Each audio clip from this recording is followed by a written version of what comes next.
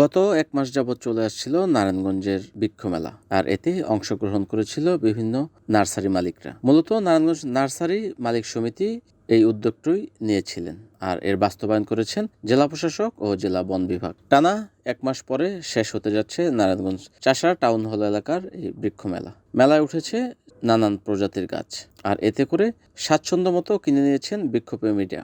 মেলায় গাছ বিক্রির পাশাপাশি দেয়া হয়েছে বিভিন্ন ছাদ বাগান ও ব্যালকনিতে কিভাবে সুন্দর পরিচর্যা করতে পারেন যে কোনো গাছ। গাছ ভালো লাগে না এমন লোকের সংখ্যা অনেকটাই কম।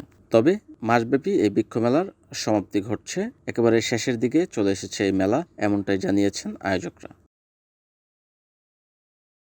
জনগণের চাহিদা অনুযায়ী গাছ